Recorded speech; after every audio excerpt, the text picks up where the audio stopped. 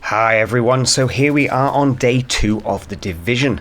Now my gameplay slowed down a little bit really. I only made it to around level 15 yesterday, so that's about 5 levels I managed to do. So things are getting a little bit slower as we progress through the game, but a few interesting observations for you. There's been a lot of kind of day 1 reviews of people saying, oh, the mobs are bullet sponges, this game sucks, it's an immersion breaker, etc. I'm sorry, but you're playing the wrong game. The thing is, as I've progressed through the game, when you get to level 10, you start getting more perks and so on and talents. As you start gaining additional upgrades for your guns, like scopes and grips and so on, so you get better accuracy, a number of interesting things happen. The amount of bullet spray you end up with, i.e. bullets that simply miss their target, goes down. The amount of damage you do goes up, especially as you gain bluer guns, purple guns, etc. Now, here's the key thing. Those red mobs that before were basically killing you become pretty much trash mobs. They go down in 2 to 3 seconds, where before maybe they would take 6 seconds.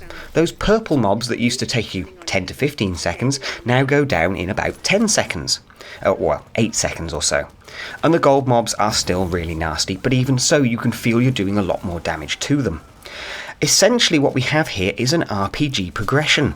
You start off barely being able to kill a rat without dying yourself, and by the time we get to level 30 I fully expect us to be wasting our way through reds and purples like they are butter, and having lots and lots of golds to slow us down, and still having those guys with lots of armour and a nice little challenge. This is what I expect, and this is certainly how the game is progressing so far. So when you hear people saying this game is just mobs with bullet sponges and it's an immersion breaker, that might be true to a certain extent, but only because you've not played the game for long enough. If you play the game for long enough, what you find is the game does get easier. In actual fact, to the point where at level 15 I'm kind of thinking to myself, this game's getting maybe a little too easy. One other thing that I've noticed is, whilst the earlier missions were quite deep and involved and there was an awful lot to do, and they seem to be taking a fair while to kind of work your way through them, now missions are, I'm afraid, over in around about 15 minutes. Sometimes a little bit shorter, actually. Now, this kind of hurts things a little bit because obviously those story missions are kind of important. Not only are they the story, but they're the primary way you gain XP. If those missions become shorter, then essentially you can progress through the game quicker, and you're then having to fall back on some of the world content to actually get anything done. Now, I have been spending quite a bit of time with the crafting.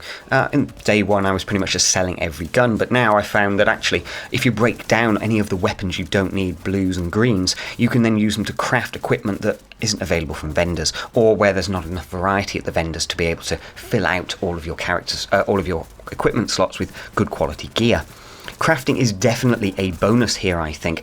It does add a nice flavour to the game, and it does give you something to do with all those useless weapons other than just turning them in for cash and hoping for the best at the vendors. I'm certainly still enjoying The Division.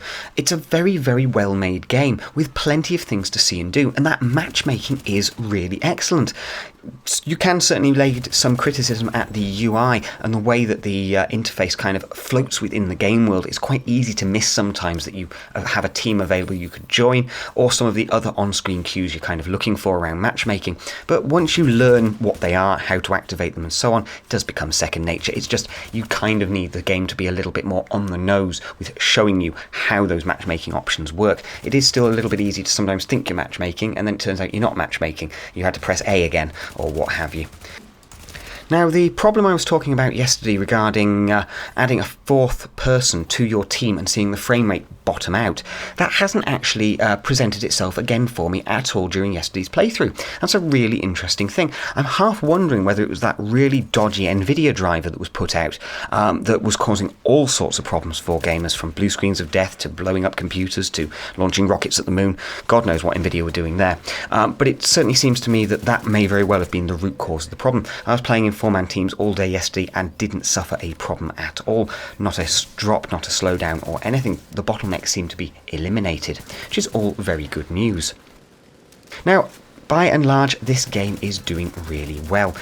Ubisoft have announced that they've sold a stack load of copies, no great surprise there, and it's one of the biggest new IP launches of all time. Again, not necessarily a big surprise. Gamers, we've been crying out for something new and fresh for a while, and The Division certainly nails that. we will see how the game kind of pans out over the next few days. Like I say, I'm still really enjoying The Division. I'm just slightly concerned about some of the aspects around these missions on the longevity, how long these missions are really lasting, and whether this is, a shadow of the future, as it were, for how later missions will be playing out.